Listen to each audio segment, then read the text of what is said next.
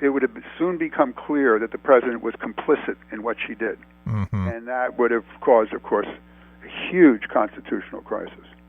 Well, I guess he's not going to say the buck stops here. The buck didn't stop. It should have, but it didn't. Well, so it's not a surprise when he goes out and makes bad deals. Hillary Clinton, certainly an embarrassment. It's got to be for Obama, wouldn't you say? Well, of course it's a terrible embarrassment. I mean, now he has no choice but to defend her because after trying to get Joe Biden, and this also, by the way, I talk about Obama's meetings with Joe Biden and how he tried so hard to get Joe to run for the nomination against Hillary and promised him all kinds of support.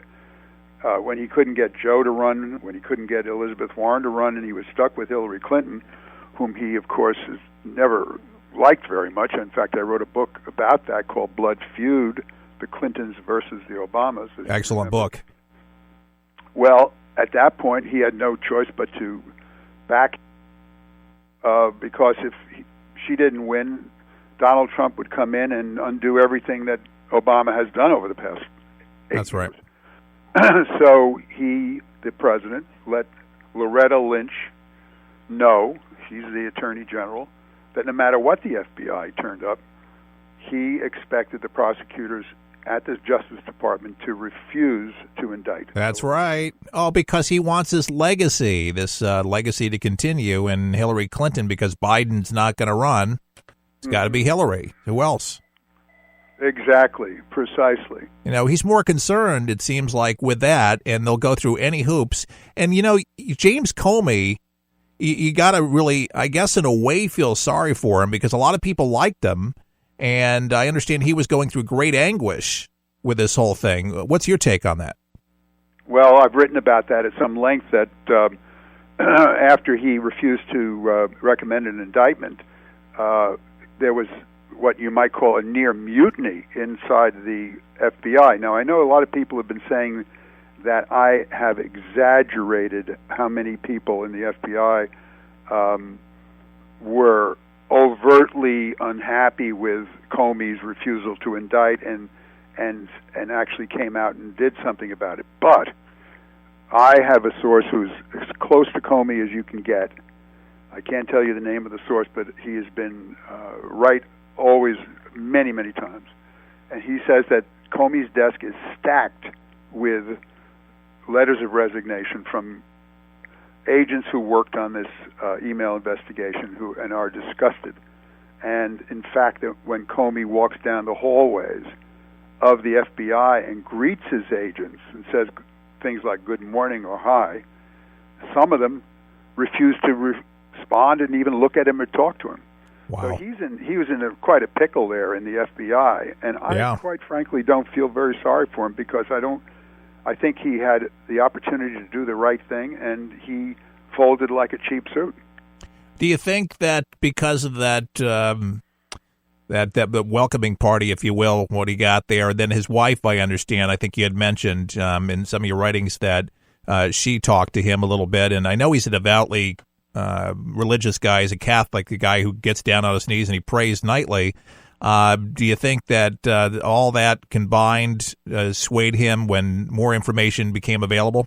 Absolutely. I think he jumped at the chance to redeem himself. I think he knew he had to redeem himself, find a way to redeem himself, and redeem the FBI as well, which is at this point in disrepute for the way it's handled everything.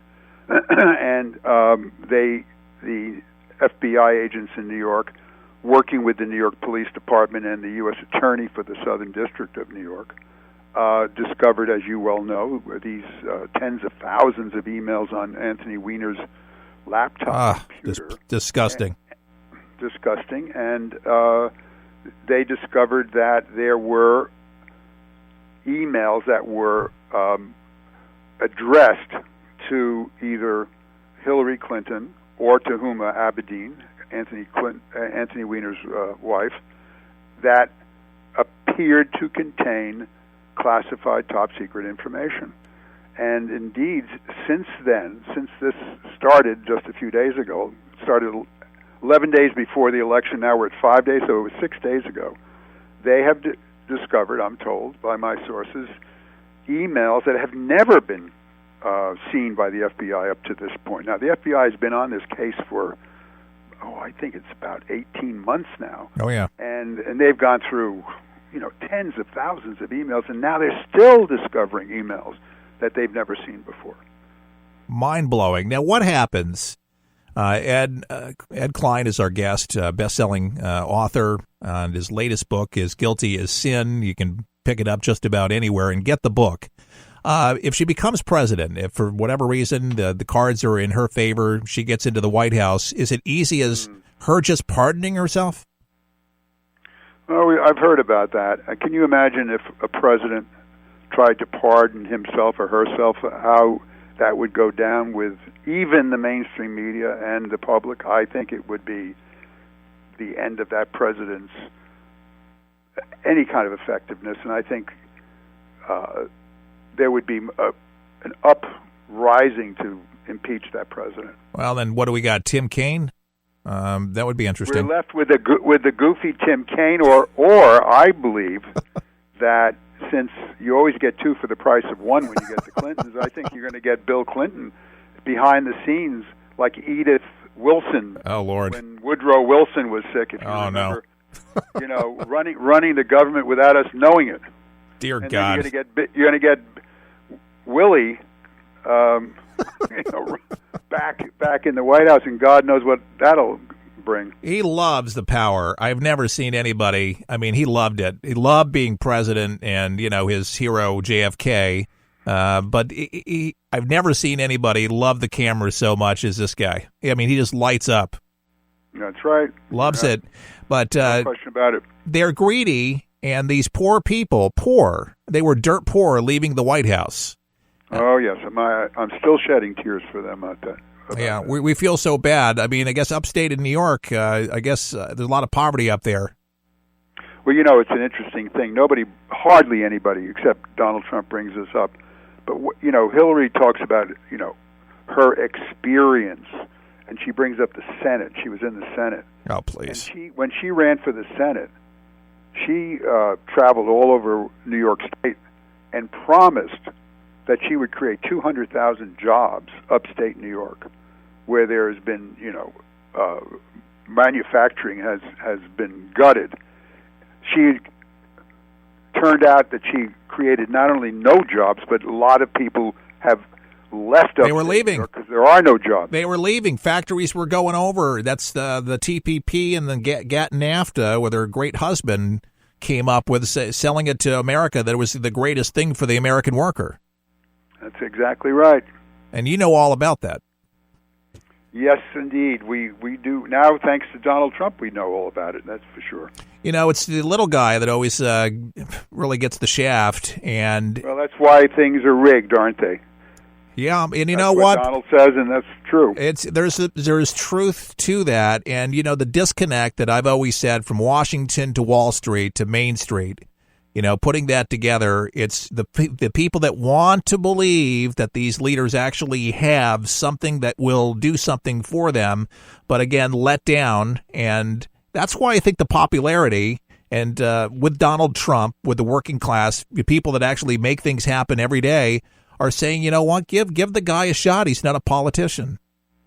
Well, you're talking about something I think that's extremely important, which is that this country has been built on a lot of different principles, but one of the basic principles is that there is an American dream, and that dream is that if you work hard, you're responsible, and put work in a honest and hardworking way, that your children will do better than you did, and generation after generation after generation has done better than the generation before. This has stopped. This has stopped now for, I think, at least the last 10 or 15 years. Yeah. Sadly. The American dream itself is at stake in this election. And if the American dream of progress and future generations doing better isn't reversed, this country is clearly on the descent to the decline and fall of the American empire. Yeah, and you can't just think that Google's going to be able to save us all. Not in your lifetime. It's not going to happen. It's a beautiful thing, but they're thinking they're going to continue to offer all these jobs. They're not offering any more jobs. There's only so far they can go too. Any predictions? I mean, it looks like it's so close over the board here. I mean, could you say either way? Well, sure. I think it was Mark Twain who answered your question. He said, "It's dangerous to make predictions, especially about the future." Well, smart answer. I know you're watching it like most Americans, but it's hard to believe that just 5 days to go right now, and man, they're both trying to seal the deal right now, as they say. But you know what? They say stranger things have happened. Look, the Cubs won. Exactly. Yep. 3-1, and then they came back, right?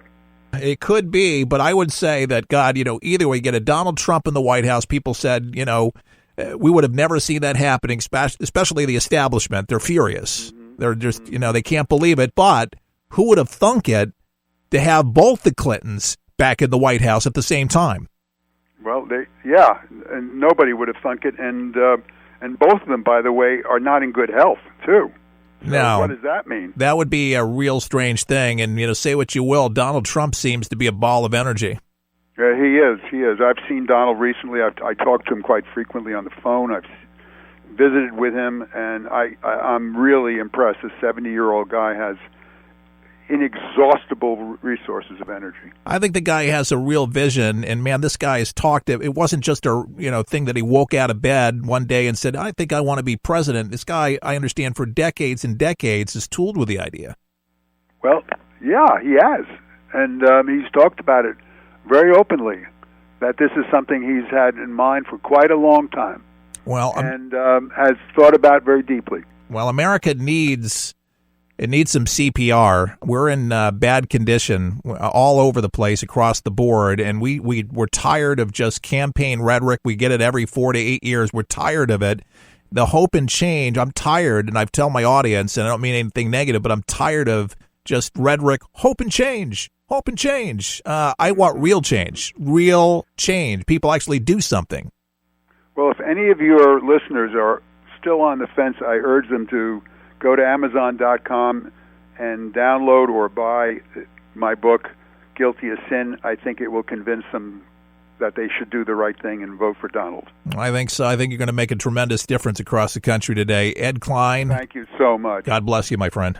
Thank God that Donald Trump is our president. But that book, very eye-opening. And if you've never read the book, Guilty as Sin, it really opens up your eyes. If you've ever had any doubts whatsoever about the Clintons and their dealings with money, how they've dealt with it, foreign governments and deals that they have made. You know what's so hypocritical about the left is the Clintons and Obama themselves taking money, taking bribes and deals with other countries. Even Bush with taking gold from Iraq, from the king of Saudi Arabia, taking the gifts on the planes.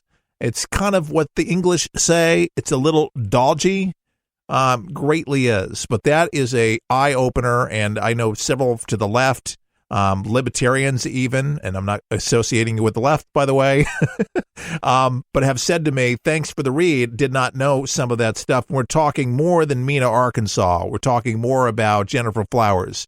Detailed, chronicled research. There's a reason why that was a bestseller.